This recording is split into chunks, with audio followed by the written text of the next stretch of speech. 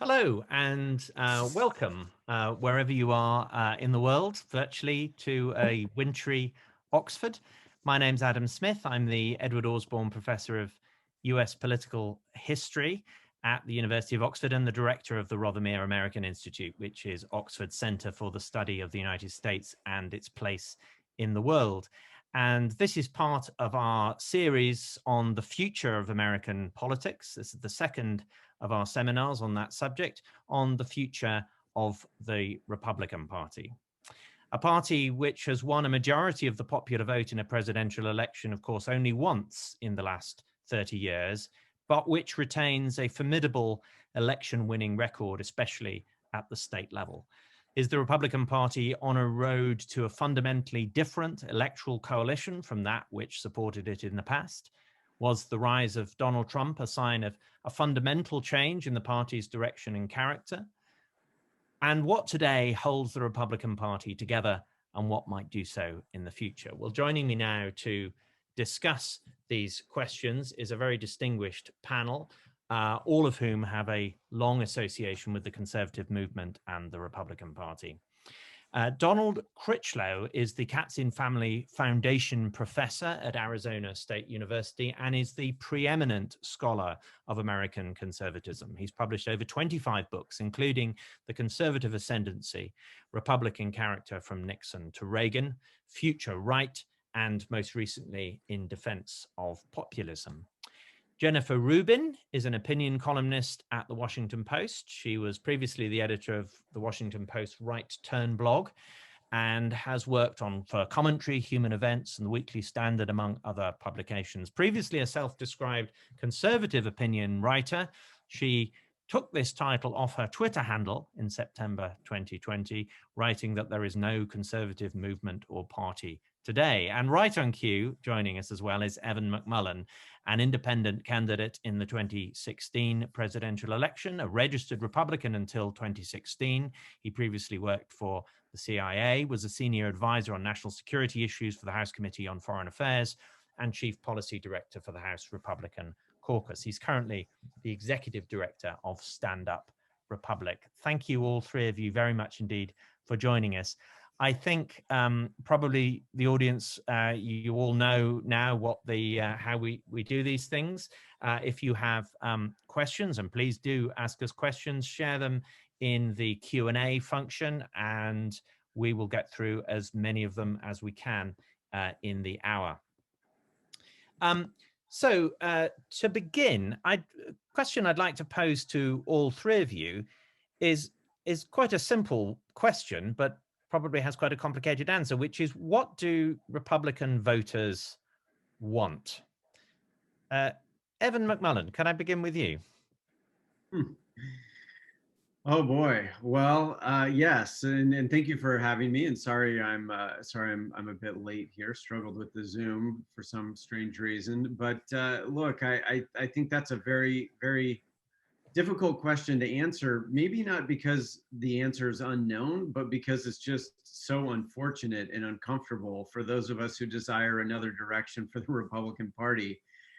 Look, I think the state of play now with the Republican Party is that, the polling is telling us that 75% or so of the party thinks Donald Trump was an excellent or good president. 75% of the party thinks, or 2/3 of the party, something like that, depending on the poll you look at, of Republicans think that Joe Biden was the rightful, or that Donald Trump was the rightful winner of the 2020 election. And so they're sticking with him. The majority are sticking with him. But at the same time, you see that a growing number of Republicans, although still a strong minority, just desire something new. And so, many of us who are principled or former Republicans fought the direction of the party over the last 4 years. We fought with 10 or 15% of the party is all. And so we were an extreme minority. But since the violent insurrection on the 6th, you've seen now that number grow to a fourth or to a third of the party. Rather, the number of people wanting, the percentage of Republicans wanting a new direction for the party. And some polls even say that about half of the party would like to, which therefore includes even people who believe Trump was a great president or a good president, half of the party would like to leave him in the past and move on to something else. But what I would say in general is that I'm more encouraged by the growth of the percentage of Republicans who desire a new direction for the party. I still think it's only a quarter to a third of the party. They enjoyed, they supported Trump's judicial picks. They liked the tax cuts. They liked some of his other policies, deregulation and such. They weren't as concerned about the health of our democracy as people at least Jennifer and I have collaborated in one way or another for years. They weren't concerned about that, but they're definitely not on board for violent insurrection. So that's a very good thing. But I think the rest of the party, I think that there's probably 30 to 40% of the party at least that genuinely wants a continued culture war in the United States. And that's the thing that animates them most, is this idea that the country is, that America is defined by race and religion, a particular race and a particular religion, and whether they articulate it in exactly that way or not. There's a strong portion of the party that has convinced the entire party to go along that the culture war is the most important thing. And this is counter to American values and destructive to our democracy and to our way of life. And so those of us who are in the minority, but a growing minority looking for a new direction, we're going to have to convince that probably middle 20 to 30% that they ought to be with us, not the other side. Donald Critchlow, you have more than probably almost anybody else about the modern history of the Republican Party. So let me ask the same question to you with a slight twist. What do Republican voters want now? And is it true that it's any different from what they wanted 20 years ago or 30 years ago in its essence? I'll try to keep my answer short so we can have time for a question and answer period, which I'll be interested in. I think a number of people are describing the Republican Party today in disarray. I would remind everyone that the Republican Party has always been factionalized since the time of Robert Taft and Barry Goldwater. The party is not in disarray. I do think that Trump transformed the Republican Party, and there are those who want to go back to the good old times, but I think he changed it in a populist direction. And that was both electoral change in terms of how you win elections, but it was also programmatic change. And I think populism isn't going away in American politics. The question today is whether it's going to be captured by the right or left. The reason it's not going away is because we have great wealth inequality in this country, and huge, as in Europe, and massive job displacement. And so populism is going to continue. The question for the Republican Party of what if my assumption is true, that it's now headed and will be in a populist direction, is how Republicans are going to translate this populist message to the suburban voter, and which tends not to be very populistic. But it should be said, two other points very quickly, that the Democrats face their own electoral problems. They won the presidency, but lost seats in the House. They continue to have problems on the state level. So they have to expand their base one way or the other. And either that could be done through institutional change or immigration. And one final point, just to circle around from my first point, in describing in the Republicans not in disarray, the Republicans always have been factionalized. They continue to be factionalized, but the Democrats and their hubris and overreach, once they're in power, have a way of uniting Republicans at the ballot box. And that should be kept in mind. The Democrats are a great unifier for the Republican Party.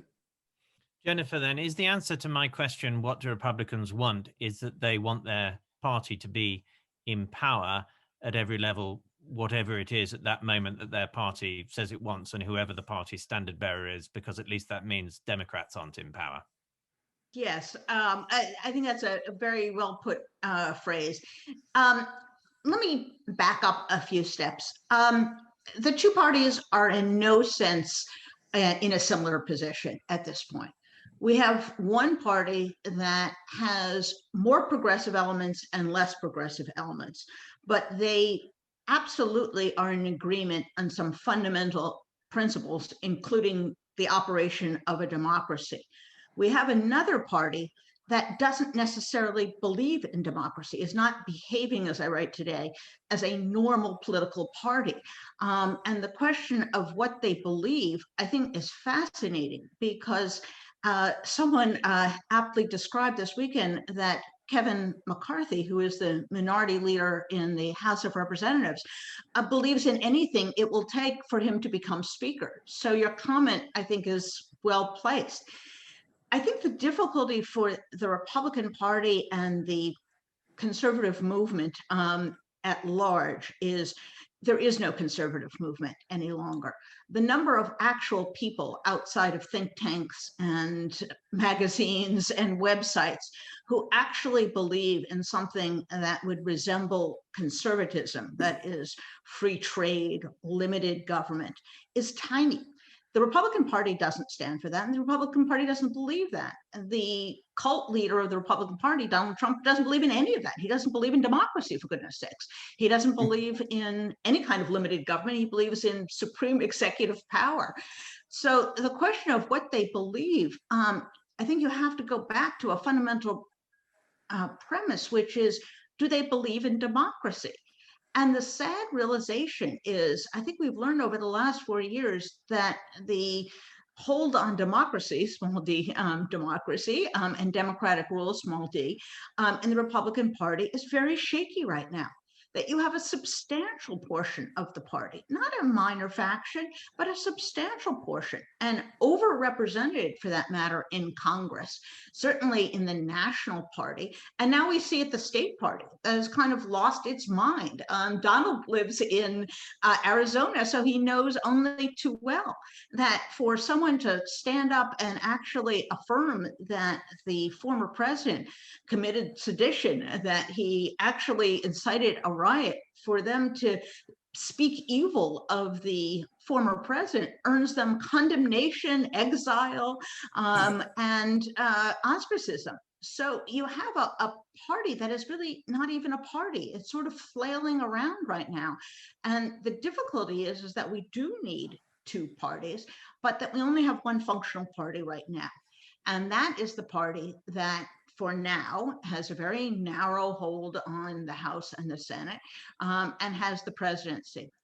I think the notion that overreach misunderstands what has happened in the last 4 years. And I think we have undergone a trauma akin to the Great Depression, akin to 9/11, which fundamentally reshapes people's expectations of government, their view of who is deserving, their view of personal responsibility and their relationship to the state. And the Democrats are much better, I think, positioned, as we see from the overwhelming support for a very large, very progressive, very bold rescue plan that President Biden has submitted, that you even have now a third of Republicans who are supporting this, over 2/3 in some polls. And I think that bespeaks of a country that is fundamentally different than it was 4 years ago. One party has its difficulties, but is more or less positioned to operate in that new space. And the Republican Party is trying to decide whether it believes in democracy. That's, I think, where we are right now. I'm sorry. I'm gonna come back to you, Don. I'm gonna come back to you, Evan, in a second. But Donald, I want to give you a chance to come back on this, not because I'm expecting you here to, as it were, be the spokesman of the conventional Republican Party, but let me put the question this way: Jennifer and Evan, they may only represent a very small fraction of the right or the center right in American politics, but I think and this is a compliment to them, that their viewpoint through the Lincoln Project and other associated groups has been very well aired. So we are familiar with the broad critique of the Trump era Republican Party that Jennifer and Evan have articulated. What would be your response to that? I mean, I'm guessing from the way you were, I was watching your face when Jennifer was talking, I'm guessing that you would want to, at the very least, dial back some of those claims. How would you characterize the state of the Republican Party then in the light of what she said? Yeah, I do want to apologize for laughing out loud and hearing the accusation that the Republicans don't believe in democracy and Trump supporters don't believe in democracy. And I apologize to that, Jennifer. Just one of the problems of the Republican Party is a lack of civility. So I accept your apology. Indeed. Well, I can see this is not going to be a kind of normal scholarly debate. Or I didn't realize there was going to be a debate, but I guess we can play it that way. But I do recommend that we be civil. So to answer your question, I do think, as I said, that the party under Donald Trump, who voiced populist rhetoric, captured anger that's felt on part of large numbers of people. It was this anger was caused by economic dislocation, cultural anxiety, and concern where America was headed. And to think that and as a consequence, Trump was able to win an election that surprised everyone because he changed the electoral strategy that was being projected by previous candidates, Romney, Bush, and so forth, and was being presented once again in the primaries. That is, to follow the old strategy of getting the suburbs and just trying to expand that base, the middle class base. And what Trump did, much in the same way as happened in England and British politics, is that the right, we won't call them conservatives, in deference to Jennifer and others, that he was able to change his strategy and win working class votes. And I want to remind everyone that Donald Trump, and I don't think we should just spend the rest of the time debating Donald Trump. That's the past. We're looking at the future. But the fact is that he won 74 million votes. He expanded the electoral base, especially among Hispanics, and that needs to continue in the future of the Republican Party. Again, the key is going to be able to translate a populist message, which I think is deeply felt in the American public. It's not anti-democratic. It expresses legitimate concerns, and that is how it's going to reach the suburban voter. And I think there's different ways of doing that. The Republican Party is actually working on this. The Republican Party is going to move forward. So I'll end there. I don't think you can really talk, if I could just respond to one thing that Donald said. I don't think you can really talk about the Trump phenomenon without talking about race. In fact, every analysis, every poll, including PRRI, which is a premier polling organization that looks at conservatives, that looks at evangelical thought, has really debunked the notion that economic populism motivated the Trump vote. The overwhelming motivation was race and culture. And Donald Trump was a genius at manipulating that. And he was a genius at pushing the buttons of a faction of the Republican Party that used to be in the Democratic Party, was the Dixiecrats, migrated to the Republican Party, and that now has sort of eaten alive the party. So when we're talking about the Trump phenomenon, not to talk about race, not to talk about immigration, really overlooks the central pillar of his movement, and which we saw culminate in that vile riot. Jen, thank you. Yes, well, I'd like to, Adam, go ahead. You're moderating here. yeah, no, Evan, I want to come to you. I'm going to come back to you in a moment, Don. But Evan, let me put to you a point. I think what Don was saying there, he was making an important point there, which is that, of course, as we all know, the electoral strategy that Donald Trump used to win the election in 2016 was different, as he rightly says, as Don rightly says, from that which had been pursued by previous Republican candidates. And you can just see that by looking at an electoral map. I mean, I know that this is a very broad brush way of describing it, but broadly speaking, the Republican Party appears to be becoming more of a working class party, and potentially, and indeed the 2020 election results bore this out, that can include a cross-race working class party, right? Which would be a good explanation for why the Latino vote appeared to move towards the Republican Party. I know we have to take exit polls still with a pinch of salt, but that's what the evidence would appear to suggest at the moment. And even the African-American male vote increased between 2016 and 2020. So perhaps class matters a lot here. And maybe this is a fundamental change in the character of the Republican Party, which is somewhat analogous perhaps to the change taking place in the Conservative Party in Britain right now. Evan, is that a change that you recognize? And is that something which you would welcome? Isn't that potentially an opportunity for the Republican Party in the future, which with the right leadership, as if it could pursue a strategy that Donald Critchlow has just suggested there, to build on the increased support from the working class to become the true working class party in American politics in the way that the Democratic Party of the New Deal era was? Well, I certainly agree that that the Republican Party should try to represent and should represent members of all classes. I think any healthy American party should. And look, if you can say, you know, there are a few positive things about what Donald Trump did. I do think it's positive that he brought in more working class people to the party. But the question is how. You know, he did it through demagoguery. That's how he did it. He played to people's worst fears and anger.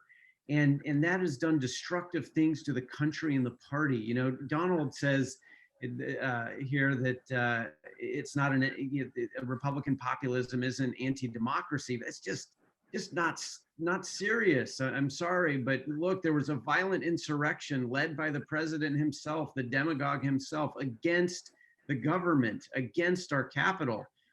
He has misled at least 2/3 of the party to believe that he was the rightful winner of the election, even though he wasn't. He made phone calls and put pressure, tried to strong arm officials to overturn the election with the support of the majority of the party. So to say that his populism wasn't anti-democracy, I think it's just not a serious. Evan, both of those things could be true, right? So it could be true that Donald Trump himself, who we may think was a kind of fundamentally unserious person to be in such an important office, and who perhaps didn't understand the responsibilities in a broad sense of his role. It could be true that he has led Republicans to falsely believe that the election was stolen, but also true that the future direction of the Republican Party is to pursue the shift in the electoral strategy which took place during the period when he was the candidate and the president. Yeah, I understand what you're saying. Look, I do think, for example, on trade, I'm someone who favors free trade or freer trade, but I do think we have to think about the pace of that change so that we don't leave communities and industries suddenly without ground to stand on. But I do think we need to, you know, free trade is over time is the best thing for us and for others. I'm a supporter of free trade, but I think we have to think about the way it happens and its pace. I also think we need to keep in mind that we do have some real cultural changes in the country. And you pointed that, yes, Donald Trump won more votes from minorities than past Republican candidates had, but the numbers are still terrible. They're terrible. The Republican Party is still doing awfully with minorities. It's becoming an increasingly homogeneous party. You know, even if you give to Donald Trump full credit for the additional Hispanic votes he won, it's just it's not it's not a diverse party. It's not a party that's representing all of Americans, and it's going to take leadership to help, particularly white Christians. And I say that as a white Christian. It's going to take leadership to help white Christians be comfortable with a country that is more diverse. And if you're a political leader, the easiest thing in the world you can do is sell fear and anger to voters who are worried about their place in the economy and their place in culture. And they've benefited from a social and civic order that has prioritized them. They haven't had to compete as everyone else has, and I say that as part of that group. And that's disconcerting for people. And so, but leaders have to step forward to say, to call people to turn to their better angels, to make sure that there's plenty of opportunity to go around, and to move things in that direction rather than to use demagoguery. Demagoguery is the easiest thing in the world. It requires no talent. Anyone can do it. Most of our leaders in the past have said to them, have decided not to take that approach. And Donald Trump decided to take that approach. And yes, he won a lot of votes because of it, but it's a dangerous, destructive thing for the country. And it's not the only way to bring the middle class and the blue collar class along. There are other ways to do it. Thinking about their lives, trying to deliver actual results to them. What results did Donald Trump's populism deliver? He lost the country still 10 million jobs less today than what it had before the pandemic that was so terribly mismanaged willfully by him. That's not the kind of populism that helps the country and that helps the middle class or the blue collar workers. We should also be careful about. Sorry, can I just ask a question here? What we're really keen on here is obviously analysing what is likely to happen rather than what we necessarily would want to happen or what the individuals among us would want to happen to the Republican Party. So, the question for you, Jennifer, is what do you think the Republican Party? This is a question that a lot of our audience have put to a lot of questions about a possible third party or a possible split. So is that something that you think is likely? Can the factions, I'm going to quote Walt French here, must the factions of the GOP divorce, or can they tolerate the infidelity of the other and try to make it up? Wonderful, wonderful phrase. Let me just start with a caveat, and that is we should be very careful about using the term working class, because in fact, what we saw at the Capitol, unfortunately, were some very educated, older, non-working class people who are involved in this. It is much more a function of class and to some degree education. But if you look at the median income of Republican voters, Democratic voters, it's still lower for Democratic voters. So the notion that somehow he is the savior of the working class, there are a lot of people in there who are in it for the tax cuts and the anger, not necessarily a working class economic scheme. To your question, I don't think they can really coexist. I was so taken this weekend. Liz Cheney, who, as everyone knows, voted for impeachment, was nearly, I don't want to say nearly, but there was a strong motion to remove her from party leadership, made an appearance on Fox News Sunday over the weekend. And she spoke about the party, that we're not the party of QAnon, we're not the party of anti-Semites, we're not the party of Donald Trump, we're the party of Lincoln, we're the party of TR. And I thought to myself, how lovely to live in a world in which that were true. I just don't think it exists anymore. It's not enough to have Liz Cheney articulate that if 70% or so of the public, 74% in the latest poll that I saw, wants Donald Trump to run the party. So I don't understand how you are going to have a Liz Cheney and a Josh Hawley. I won't even go to the Marjorie Taylor Greene faction, but I don't see how you can have two factions like that really believe in a fundamental different vision of politics. the politics of Donald Trump is not the politics, a transactional politics of policy of doing. It is a self-expression, it is identity, it's a tribal elevation of anger. They're not playing the same game, if you will, that the Liz Cheneys are, and certainly not that the Democrats are. Liz Cheney and Adam Kissinger and a whole slew of other names who aren't that much of a slew, frankly, think of politics as problem solving.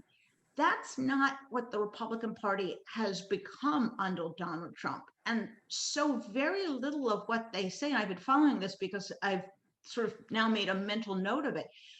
I would say 95% of what they say when they're on television, when they're interviewed, is the politics of grievance, the politics of anger, the politics of I'm being censored as they're speaking on national television.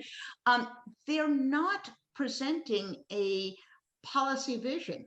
Now, we had a group of 10 Republicans who went to the White House with a much more modified rescue plan than the administration put forth.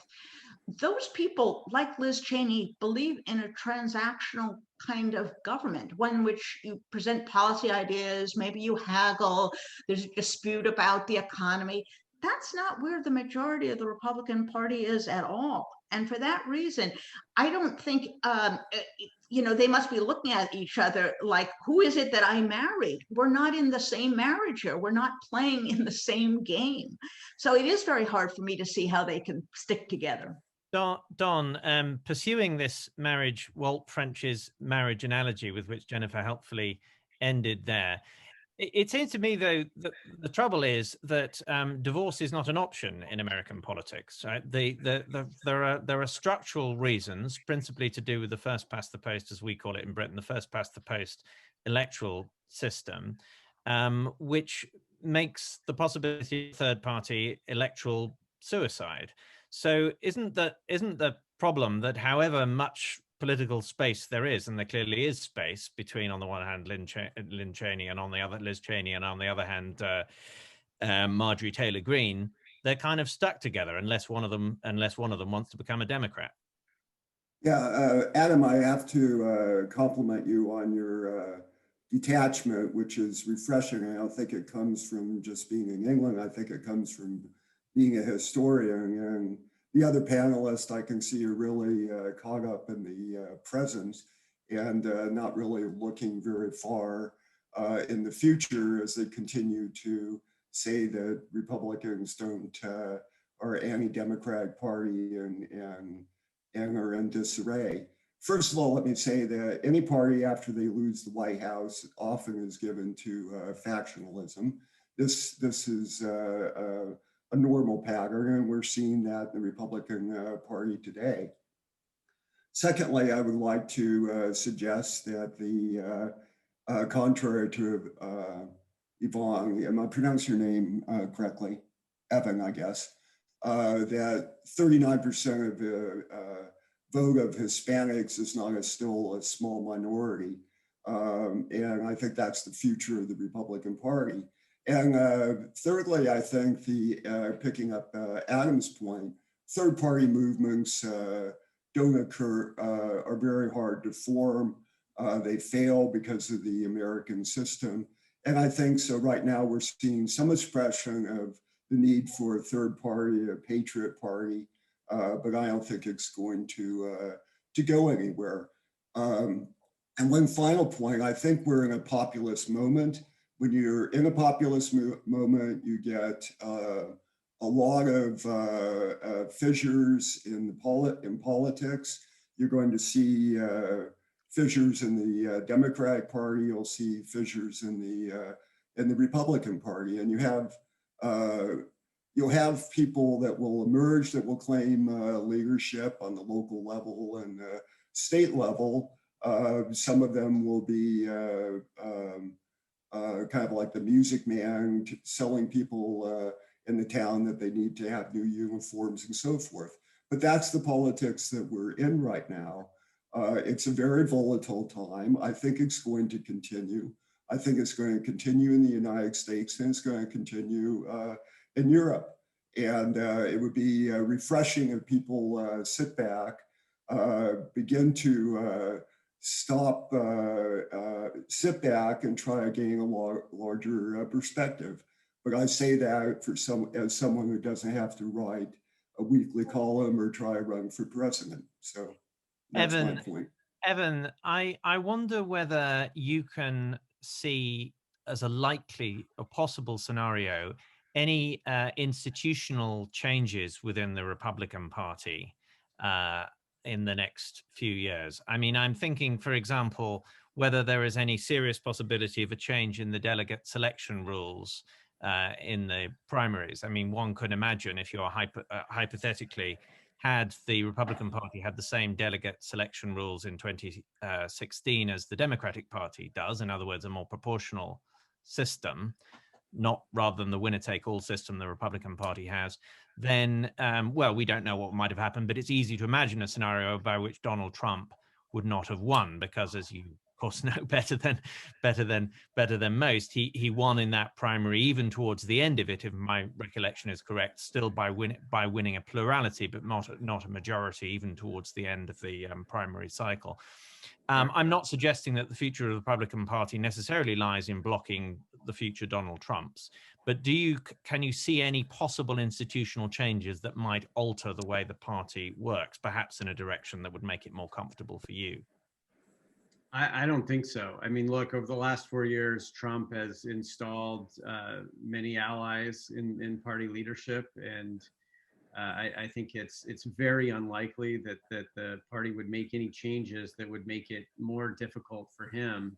If anything, the changes will make it more easy for him. I mean, you remember that in this cycle, the Republican Party couldn't even pass a new party platform. They couldn't even say anything new about their ideas. Instead, they just released a statement saying that we're for that guy, we're for Donald Trump.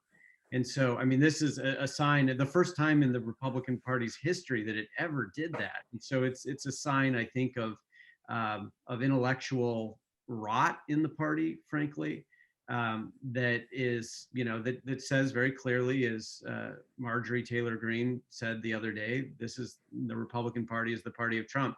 As you point out, there are, and I think as Don pointed out, Don, is that how you prefer your name? Is Donald or Don? We haven't met, but I don't care.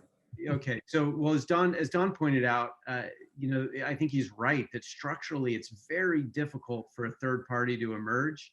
But in a way, we're a two-party system, and I think both parties are always factionalized. When I worked in the House of Representatives, we had one of the largest majorities that Republicans had ever had, and we didn't look at it like we had one unified party exactly. We more saw it that we thought of it as a coalition. We had the moderates, we had the mainstream Republicans, and then we had the Freedom Caucus, which would be further right. And we understood that, and that's how we tried to lead. And ultimately, to Jen's point, that didn't work, and the caucus sort of fell apart.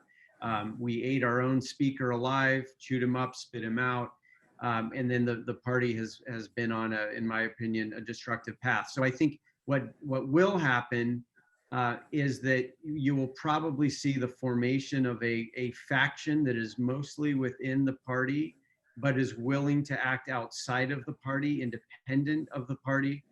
For example, in Don's state of Arizona, Senator Mark Kelly, a former astronaut, Navy veteran, he'll be defending his seat in a couple of years. You could easily see that the leader of the party, Kelly Ward, might be a candidate against him, might be the Republican nominee against him.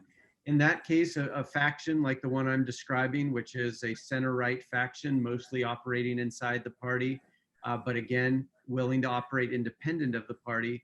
In that case, we would likely support the re-election of Mark Kelly. Elsewhere, we would run our own Republicans in primaries. We would run independents where they had a chance. But I think that's more likely than the creation of a third party. But I will tell you that some people, many people, smart people, are so pessimistic about the direction of the Republican Party that they think whether it's difficult or not, and I agree with Don's point that that it is difficult, but what they think that whether it's difficult or not, it's just what happens to be done. Right now, for now, I'm in the camp of a faction that needs to be able to operate more independently, unlike the Tea Party that operated solely within the Republican Party, meaning they nominated or they tried to get their people through primaries. And if they did, great. If they didn't, they were still going to be for the Republican.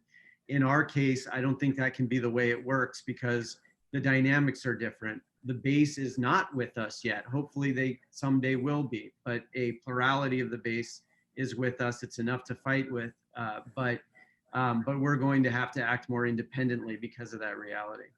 Yeah, if I may, I disagree with this. Disagree with you in a couple ways. In terms of Trump having put a lot of leaders in the Republican Party, that's somewhat true, but I don't think there was really an infrastructure that was built by the Trump campaign. And secondly, I think they're contrary to the polls right now. There's huge support for Donald Trump running for election in 2024. The fact of the matter is that, and I think I'm closer to party activism than anyone else on the panel. There's actually a realization that Trump in Georgia really, by talking about the stolen election, cost the Republicans those seats. There was a decline of 500,000 votes, and this came from Trump people who told me this, from the general election to the special election. So, and finally, to the larger point of the future of the Republican Party, which I can see has been mostly focused on Trump, it's always hard to predict what's going to happen in politics 4 years from hence, and especially with Donald Trump. But Donald Trump is not going to have a social platform. That's basically how he won in 2016, as well as voicing concerns of the people. So I think we'll see new candidates emerge. As for the Lincoln Project and others, I think it will play some role, but it's not going to resonate very well in the party, especially after what's occurred. But anyway, good luck with your crusade on trying to change the Republican Party and make it more democratic. If I could just respond to that, Don may be right that efforts of the disaffected Republicans may not be effective in pulling the party away from Trumpism anytime soon. But I'll tell you what, we helped you lose the House twice. We helped you lose the Senate. We helped you lose the White House. And that is what is going to continue to happen until you recommit to democracy and move forward, committed to American values, committed to truth, committed to reason and decency. Until that happens, you won't win because you won't have our votes. You turned out as many people as you possibly could in 2020, and it was an impressive amount, but it still wasn't enough. Evan, Donald is not here. Don is not here representing the Republican Party. He's here as a scholar, an eminent. He's representing a side of this, and he's an intellectual leader on that side, and I'm on the other side, and this is my view. Jennifer, I want to ask you a question about social media and technology. I mean, Donald Critchlow said earlier, mentioned in passing earlier, one of the sort of big contexts here is inequality in American society, and obviously that is a global problem with a particular American dimension as a result of economic changes in the Western world over the last half century, which we don't have time to get into here. But I want to ask you about perhaps one of the most profound changes in the way that politics is conducted, which we have all experienced in our lifetimes, which is, of course, the rise of social media and the very profoundly different way in which voters can interact among one another, in which information can be shared, and in which political leaders can communicate. with voters. I want to ask you, Jennifer, then, so the question for you, Jennifer, really is how does that profound shift in technology, how do you think that is going to change the nature of American politics in the coming 5 or 10 years? Do you anticipate new shifts in technology? It was going to shift. Do you think political leaders are going to adapt in different ways, are going to adapt to going to use different strategies from how they've operated in the past? And how is this going to affect the Republican Party? Let me just add to Evan's last point, which is Evan's movement has had a profound effect, and maybe the most profound effect, on the Democratic Party, because that's what would keep it tied to the center. And that's an important development in American politics, how broadly the Democratic Party can expand. As for social media, I'm really of two minds. On one hand, as we learned during the campaign, a very small portion of the American electorate is involved in politics online. First of all, there's a segment of America, a substantial segment, that isn't online at all. And even of those who are online and in social media, only about 11% of the actual tweets or the posts are political in nature. And of those, a very high percentage is from a very small segment of people. So it's lots of people who are intensely interested in politics, but are not terribly reflective of the American electorate. That was the thesis, actually, of the Biden campaign, which turned out to be exactly accurate, that wasn't a reflection of the electorate as a whole. I think the way social media has acted it is, in the sense of party structure, is twofold. One, it has destroyed the nature of any kind of gatekeepers of the party. There is no ability for the party or for party elders to say, well, that's not an acceptable view within our party, or as Buckley did, to throw out the John Birchers or to throw out any other segment. It's a scrum. And as a result, those voices that think that they're going to pull back the reins on the party have a really acute problem, because they don't have the media environment that lends itself to that. We've seen that with Fox. As soon as Fox puts a toe into reality, something more extreme comes along in OAN or other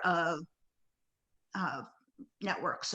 If Facebook or Twitter start cracking down on provocative, misinformation, then Parler starts up. So it's like Jell-O. It just moves wherever it's going to move. And as a result, I think it's very hard for intellectually serious people, or people who think about the dangers of a demagogue that Evan has outlined, to kind of group everyone together and get them all marching in the same direction. I also think that we've seen that social media leads itself to extremism, and that we've seen this around the world. It's not just in America, it's all over the world.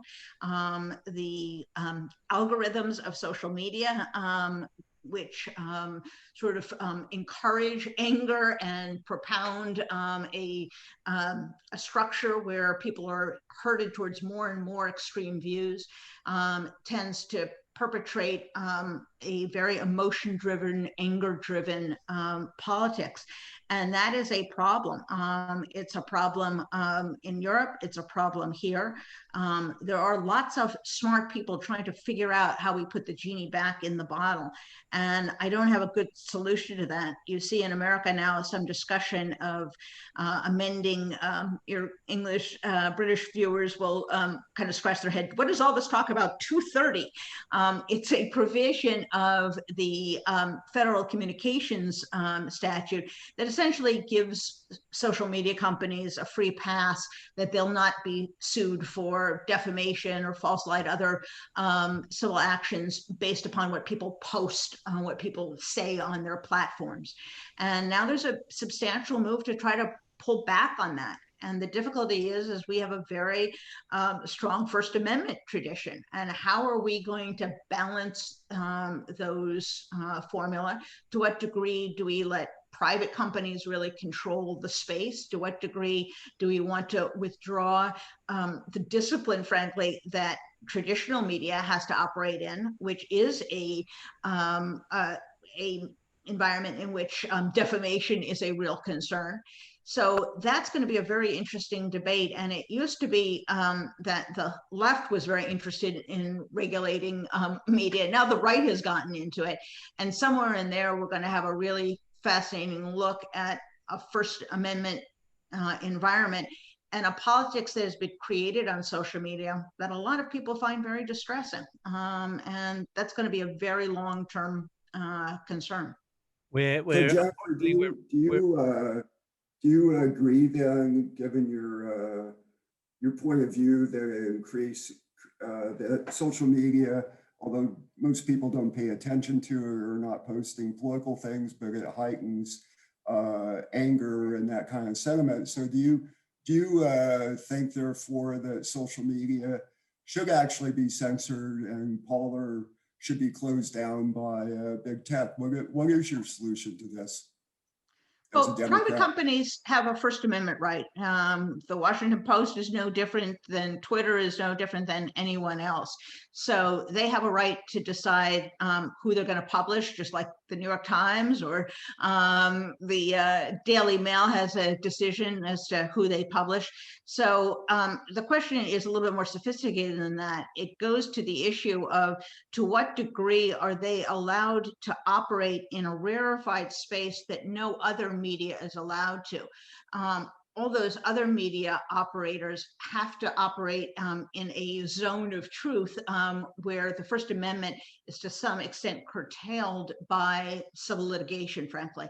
And we're seeing some of that play out now with Fox, which is fascinating, that they're being sued for substantial sums of money. So it's not a question of the government regulating or censoring. That's not, I think, compatible with the First Amendment. I think it's an issue as to whether government preserves this sort of oasis for them that other media platforms do not operate in, and to what degree are we willing to do that, and to what degree are private companies, which have a right to regulate their space, do they feel a public pressure to reduce certain voices and to eliminate certain voices, which are bad for their public image, frankly. We're running out. We're running out of time. Okay, I'm sorry. Sorry, we're running out of time. Very quick, Evan. I want to give Evan and Donald a chance to come in very quickly at the end. Evan, quick question for you that follows on from this discussion. Artificial intelligence is going to create more dislocation and inequality. It has the potential to do so. Is there a conservative policy response to technology, moving away from politics into the realm of policy more generally? Is there a conservative response to that would address issues of inequality that you can tell us in 30 seconds? Well, yeah, in 30 seconds, I would just say that it's unclear exactly what impact artificial intelligence will have. Will it have a long-term destabilizing effect in which entire industries are gone and really the type, the work as we know it goes away? Or will it simply change the nature of work? I think in the short term, it's going to be very disruptive. I think we've got to manage that. In the long term, though, I think people will find new roles, and it'll be, perhaps our roles will be more creative, more judgment, more ethics-based than some of the work that we're used to doing. And if there's a conservative answer to it, I think it's education, and it's lifelong education, and we've got to be much better about that in the United States. And part of the question here is really whether the two American political parties in the coming years, how they're going to reflect these as the nature of the economy and technology changes, whether there are policy responses that neatly divide into the two political parties or not. Donald Critchlow, I want to end with you, and thinking about the current and future state of the Republican Party as a historian. I want to kind of summarize a question from one of our audience members, Tim Goldsworthy, who wants to know if you can contextualize the current fissures, factionalism within the Republican Party, how would you compare them to other many historical examples, whether it's the Bull Moose Rebellion, whether it's the Liberal Republican split in 1872, whether it's the Dewey-Taft rivalry? In long historical context, is the Republican Party unusually divided now or not? No, I in fact think that it's only intensified the appearance of it because of the loss of the election. I think it's been divided, factionalized for a long time. There have been periods when it's reformed, but I think it's factionalized and is going to continue to be factionalized. And if I may get to your your last question and add something to it, I think we are in the midst of a major technological revolution that goes beyond just social media. We're talking about, and I'm quite informed on this, by the way, although I'm not an expert on it, on biodesign. We're entering into a period of a genetic revolution in which we don't know the full consequences of this.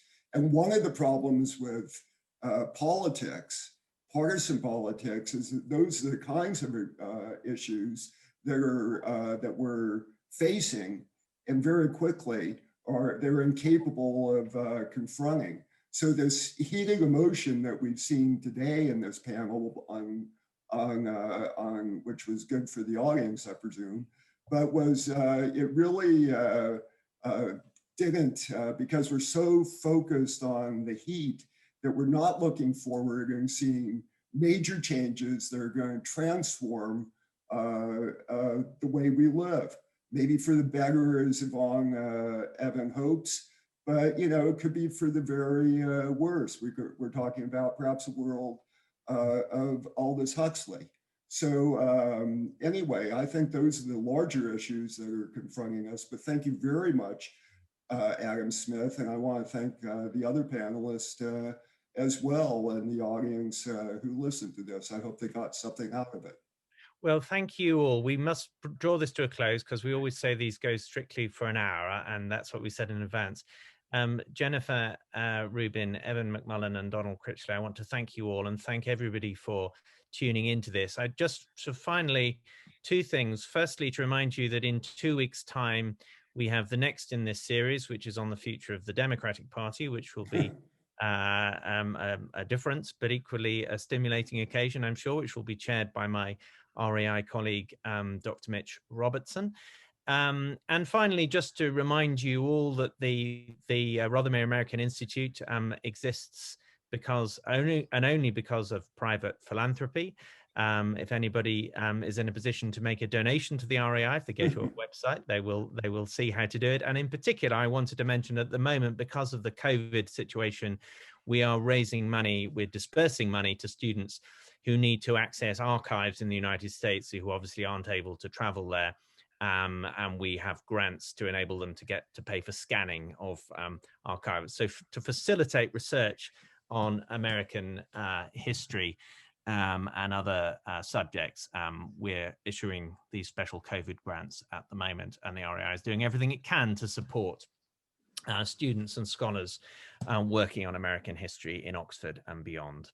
But thank you again, Donald Critchlow, Jennifer Rubin, and Evan McMullin, for a very stimulating and lively session. Thank you. Thank you. Thank you.